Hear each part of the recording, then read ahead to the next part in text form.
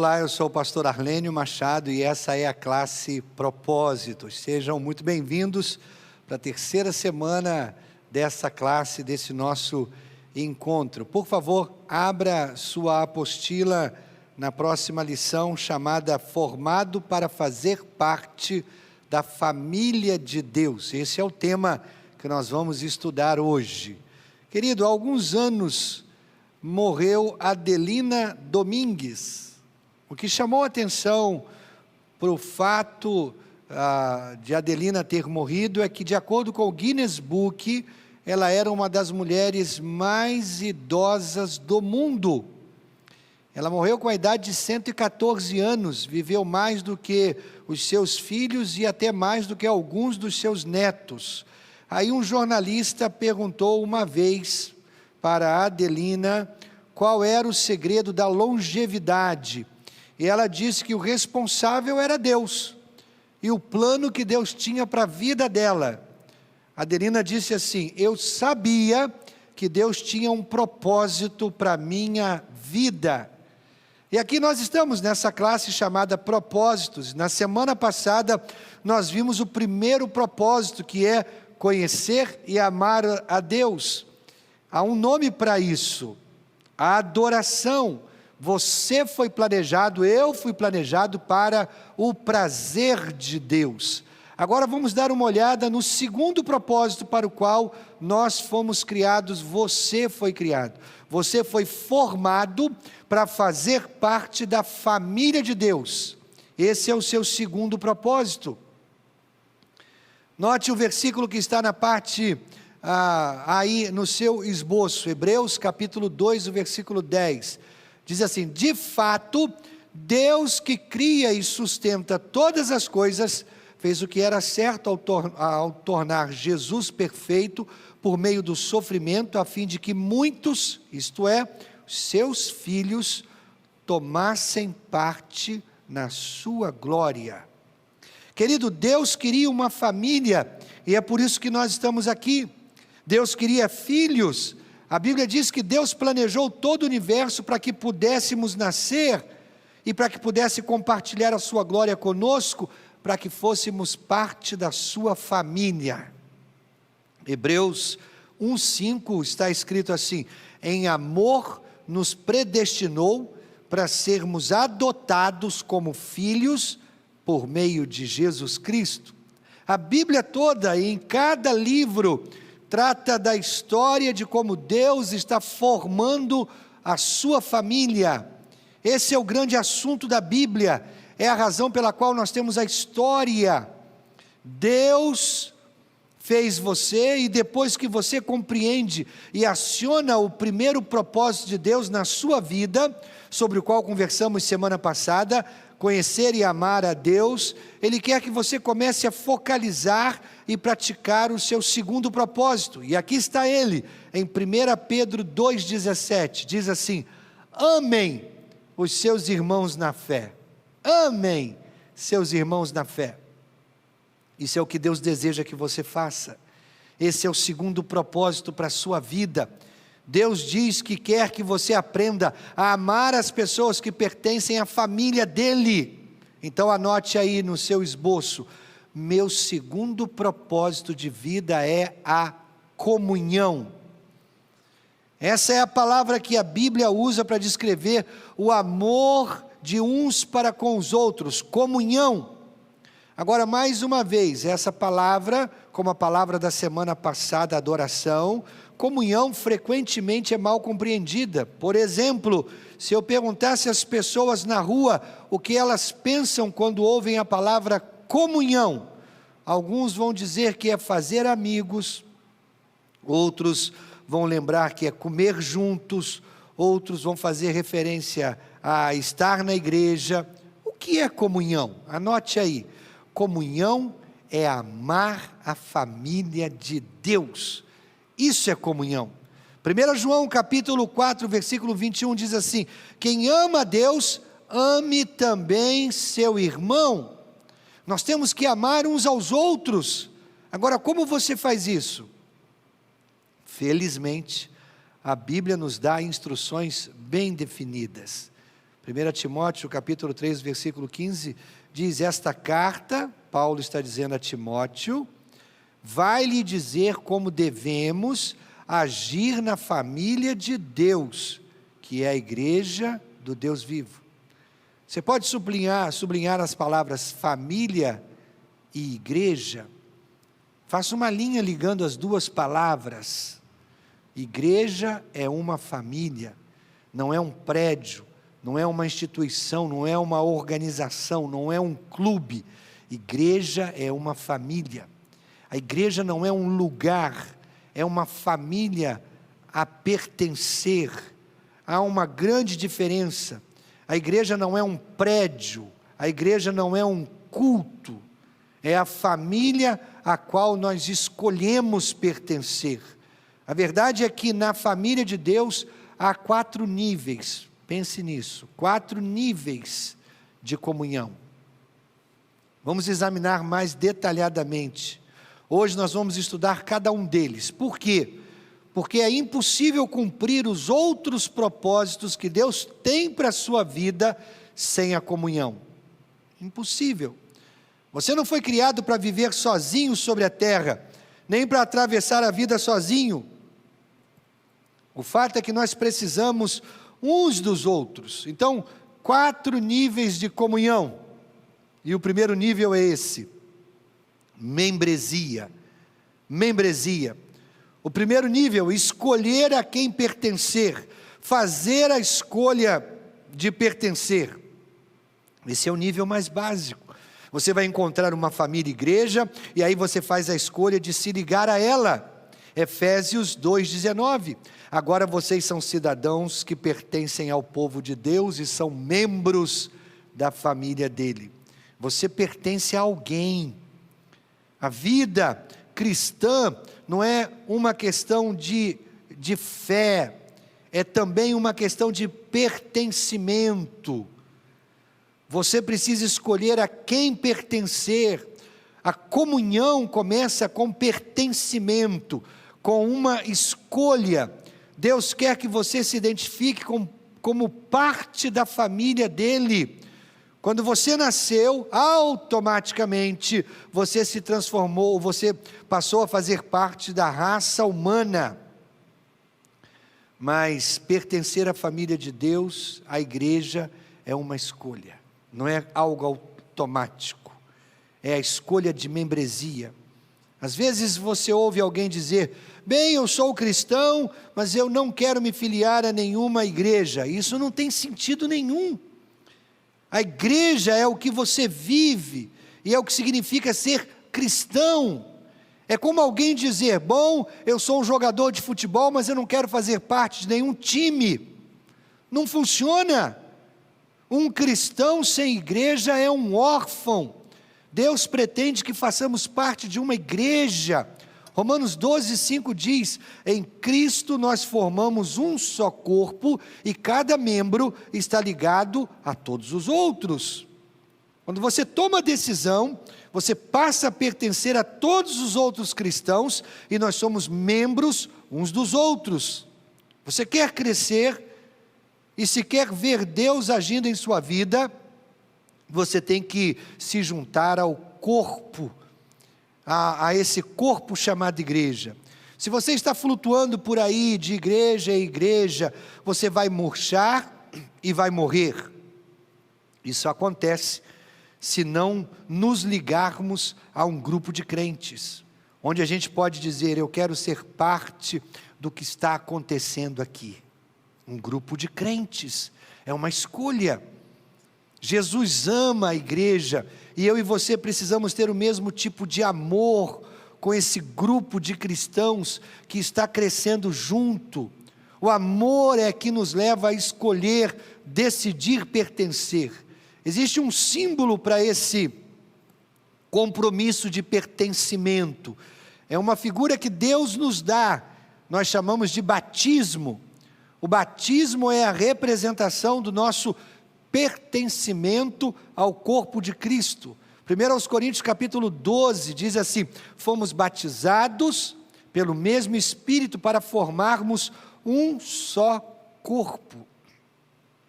Batismo é uma demonstração pública, onde se diz: eu sou parte de um grupo de cristãos, eu estou feliz por pertencer a esse grupo. Romanos 6 diz assim: esse é o significado do batismo na vida de Jesus. Quando somos mergulhados na água, é como se fôssemos enterrados com Jesus. Quando saímos da água, é como se levantássemos na ressurreição de Jesus. Se você está na classe propósitos, é porque você já foi batizado. Isso é muito bom. Eu nunca vou esquecer do dia do meu batismo, quando eu disse que queria tornar público o meu compromisso com Jesus.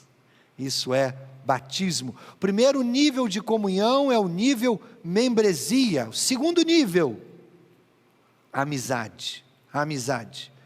O primeiro nível é escolher a quem pertencer. O segundo nível da comunhão é um pouco mais profundo. Ele acontece quando você se aproxima um pouco mais da família de Deus e aprende a compartilhar. Chama-se nível da amizade. Aprender a compartilhar. Você foi criado à imagem de Deus, então você foi feito com a capacidade de se relacionar. A Bíblia diz: não é bom que o homem esteja só. Em outras palavras, nós fomos feitos uns para os outros. A vida não é um monólogo. Você precisa de amigos. Atos capítulo 2, o versículo 44 diz assim: todos os que criam estavam juntos e unidos e repartiam uns com os outros o que tinham. Sublinhe as palavras: estavam juntos e repartiam. Notem duas coisas. Uma, você não pode desenvolver amizades sem estar junto. Segundo, você não pode desenvolver amizades sem repartir. Amigos repartem. Bem, quanto mais você estiver junto, mais perto você vai estar das pessoas. Você já viu pessoas que têm amizades bem íntimas? Eu falo de amizades de 20, 30 anos ou algo assim. Você tem isso, você tem sorte, coisa boa. Como é bom ter amigos assim. Eu quero lhe dizer, isso não é apenas sorte, isso é uma escolha. Você decide desenvolver amizades dando tempo para as pessoas. Você sabe por que a maioria das pessoas se sente solitária? Porque elas não investem tempo em desenvolver amizades. Estão muito ocupadas com suas conquistas, muito ocupadas com o trabalho, muito ocupadas fazendo coisas. Não é sorte. Amizade é uma escolha. Você não pode desenvolver amizades profundas sem repartir. Nós lemos em Atos, eles repartiam tudo. Deus diz: em minha família, eu quero que vocês aprendam a repartir com outros cristãos. E o que nós temos que repartir? Bem, a Bíblia está repleta de instruções sobre o que devemos compartilhar como cristãos. Vou mencionar apenas algumas. Primeiro, a Bíblia diz que nós devemos repartir nossas experiências. Experiências. A Bíblia diz que as pessoas aprendem umas com as outras, assim como o ferro afia o próprio ferro. Então, compartilhar experiências. Você já ouviu a frase: é mais sábio aprender com as experiências? Bem, é mais sábio aprender com as experiências dos outros. Sabe por quê? Porque você não tem tempo de cometer todos os erros sozinho. Então aprenda com as experiências dos outros. Então, primeiro, reparta experiências. Segundo, a Bíblia diz que devemos compartilhar nossas casas. É isso mesmo, compartilhar nossas casas. 1 Pedro 4,9, hospedem uns aos outros sem reclamar. Por que Deus diz isso? Porque devemos compartilhar nossas casas. Eu vou dizer por quê.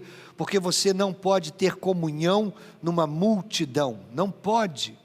Você só consegue desenvolver comunhão num grupo pequeno, um a um. É assim. Uma das razões pelas quais nós continuamos repetindo: participe de uma célula, é porque é um princípio bíblico. Os cristãos devem se encontrar nas casas. Por isso a Bíblia diz: sejam hospitaleiros, abram suas casas. Isso é escolha, isso é intencional. Agora, não apenas devemos repartir nossas experiências e nossas casas. A Bíblia diz, terceiro, devemos compartilhar nossos problemas. Nós não devemos enfrentar nossos problemas sozinhos. A Bíblia diz para compartilhar as dificuldades, compartilhar os problemas. Sabia que quando você compartilha uma alegria, ela duplica, ela multiplica. Agora, quando você compartilha um problema, ele se divide. Entende? Compartilhe alegria e ela multiplica. Compartilhe problema e ele se divide. Faça isso. Romanos 12:15 diz, alegrem-se com os que se alegram e chorem com os que choram. Você não precisa resolver os problemas de todo mundo, não é isso. Deus não disse para você fazer isso. Disse apenas para que nós devemos compartilhar os problemas. Isso é emprestar os ouvidos, isso é ouvir com o coração. Não é para solucionar. De fato, muitas vezes, quando nós tentamos consertar um problema, não estamos ajudando. É apenas para sentar e acompanhar, dizendo, eu sinto muito, eu entendo você, eu compreendo a sua dor. Isso é repartir empatia, isso é repartir experiência. Agora, você nunca vai alcançar esse segundo nível de comunhão se você não participar de uma célula. O principal objetivo da célula é nos encorajar mutuamente.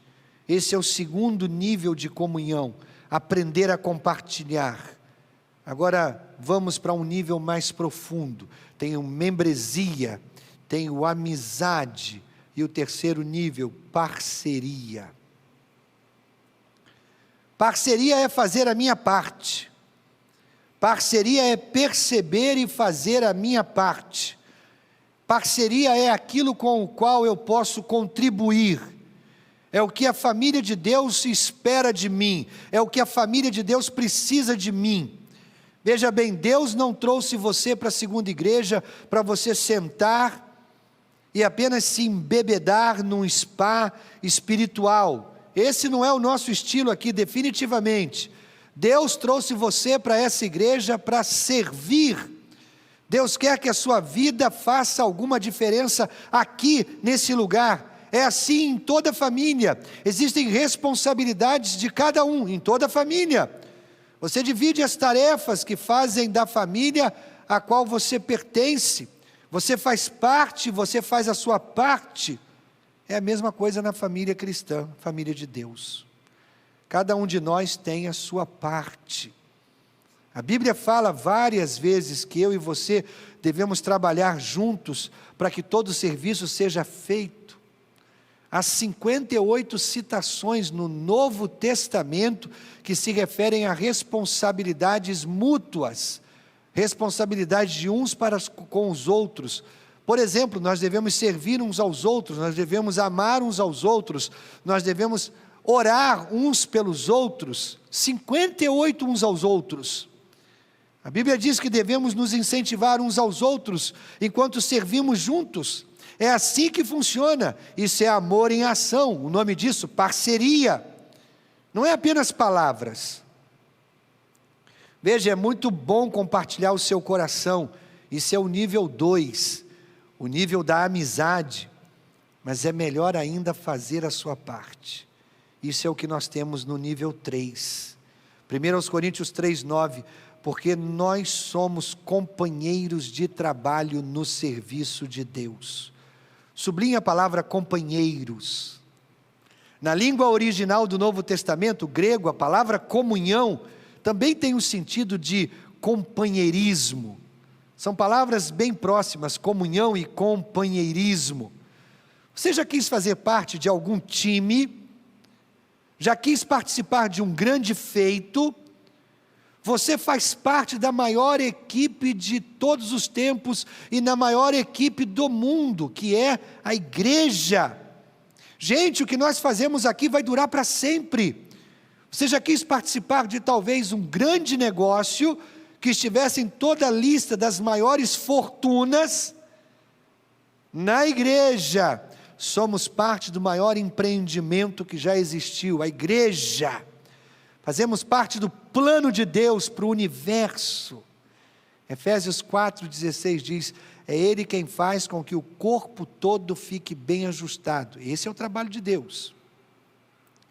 E todas as partes fiquem ligadas entre si por meio da união de todas elas. E assim, cada parte funciona bem e o corpo todo cresce e se desenvolve por meio do amor. Você pode sublinhar as palavras cada parte. Essa parte é você, sou eu, cada parte. Somos parte do corpo de Deus. É quando Ele está trabalhando junto, todas as coisas são realizadas quando o corpo se une e trabalha junto.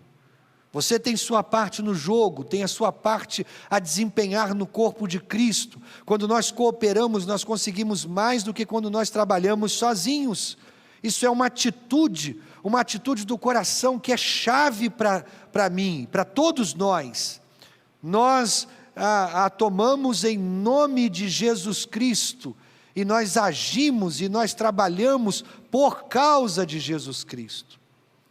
Madre Teresa de Calcutá passou sua vida trabalhando, como muitos sabem, com os mais pobres da cidade de Calcutá, na Índia. Uma vez lhe perguntaram: como é que você lida com a morte e a doença diariamente? Como é que você faz as coisas difíceis que aparecem no seu serviço diariamente?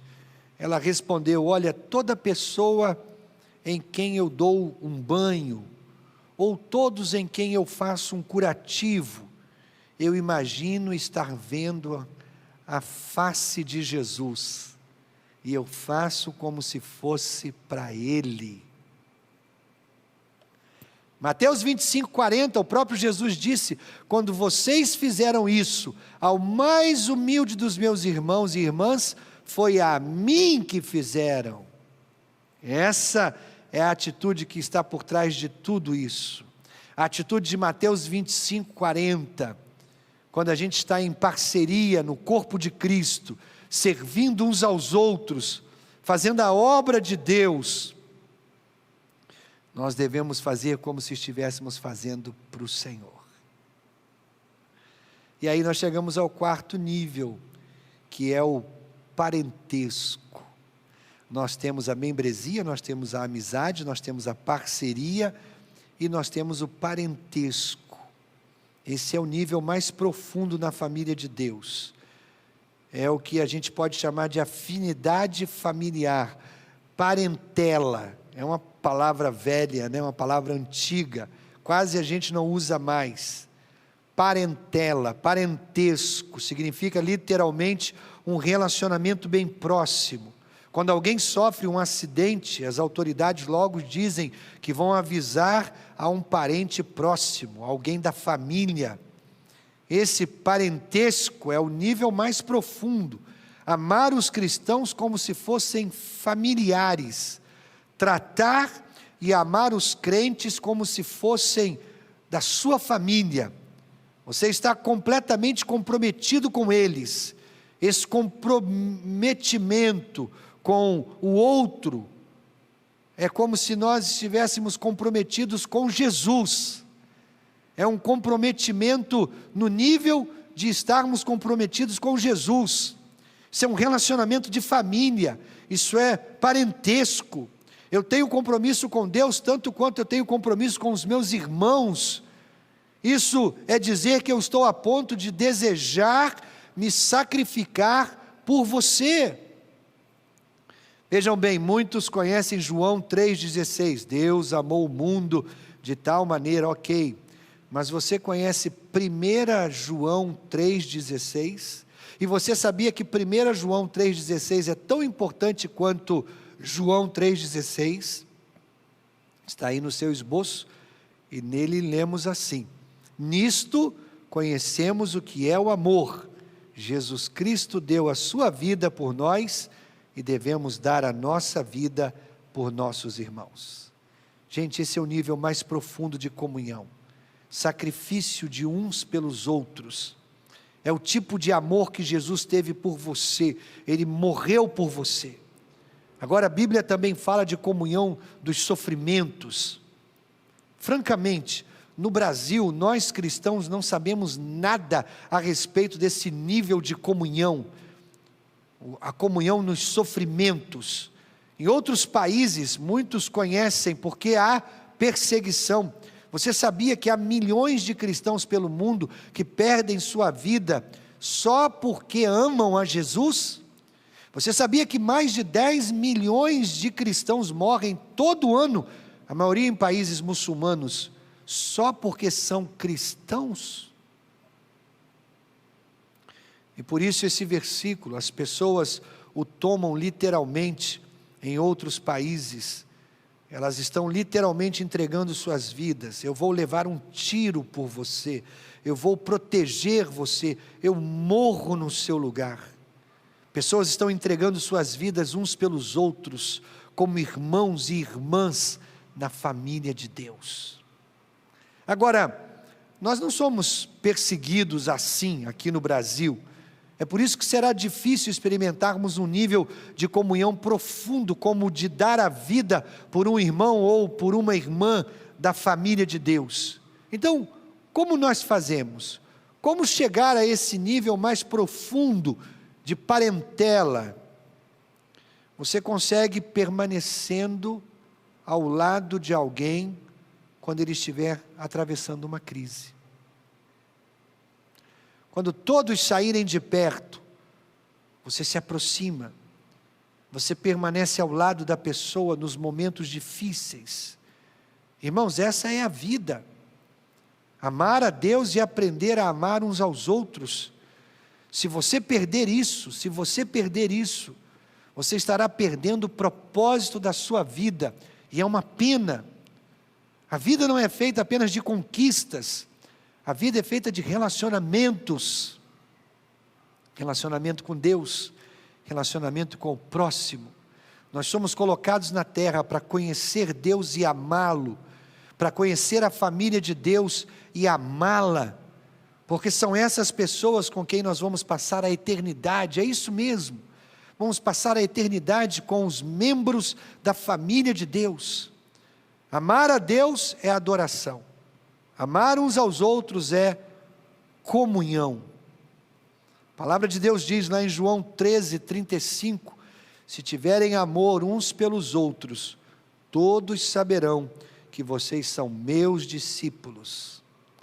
Isso foi o que Jesus disse pouco tempo antes dos romanos jogarem os cristãos aos leões no Coliseu. Não trataram os cristãos muito bem por centenas de anos. Foram presos, queimados, crucificados, atirados aos leões e todo tipo de coisas horríveis. Nesse período, um dos mais famosos historiadores, que não era cristão, escreveu: é notável como os cristãos se amam. Olha, veja bem, aqui na segunda igreja, nós não queremos ser conhecidos pelo tamanho da igreja, não queremos ser conhecidos pelos sermões aqui pregados, nem pela música, ou pela nossa estratégia, ou pelos nossos prédios. Nós queremos ser conhecidos pelo amor. Amor. Queremos que digam: é um lugar onde as pessoas se amam umas às outras. Porque, gente, esse é o verdadeiro cristianismo. Amar a Deus e amar aos outros. O maior privilégio que você vai receber na vida é fazer parte da família de Deus. É um laboratório para a aprendizagem do amor. Não é um lugar perfeito, claro que não, porque é formado por pessoas imperfeitas. Por isso é um laboratório de aprendizagem do amor. Então eu quero fazer algumas perguntas relevantes enquanto eu chego à conclusão dessa reflexão. Em que nível de comunhão você está agora mesmo na sua vida? Você já passou pelo primeiro, que é escolher o lugar ao qual pertencer? Você ainda está voando por aí, indo de igreja em igreja, frequentando uma aqui, outra lá. Você nunca assume um compromisso, nunca se torna membro, não escolhe sua igreja. Você precisa se batizar. e dizer: olha, não tenho vergonha de Cristo. Esse é o nível mais profundo, mais básico. Escolher a igreja a que pertencer. Se você ainda não fez, esse é o seu próximo passo. Depois você precisa aprender a compartilhar, repartir. Onde você faz isso? Num grupo pequeno, numa célula. Você não aprende a repartir num lugar, num templo cheio de gente. Claro que não. Depois você precisa repartir não apenas o seu coração, mas também fazer a sua parte. Parceria, lembra? Descobrir o seu papel, descobrir o lugar onde você pode contribuir, onde você retribui o que Deus tem lhe dado. Se você está na família de Deus, você tem responsabilidades com essa família. Deus espera que você faça a sua parte na família. Não fique de lado só olhando os que estão fazendo ou o que os outros estão fazendo. Depois você avança para o nível mais profundo. Existem outros cristãos que sabem que você se dedica a eles, sabem que você estará ao seu lado numa crise. Existem outros cristãos que sabem disso. A pergunta mais básica ainda é: você faz parte da família de Deus? Você tem que escolher fazer parte da família de Deus. Como? Gálatas 3:26. Por meio da fé em Cristo Jesus, todos vocês são filhos de Deus. Isso é algo que você precisa decidir. A que igreja você vai pertencer? E isso é uma escolha que você faz. Muito obrigado por sua atenção, e o meu desejo é que Deus abençoe muito a sua vida.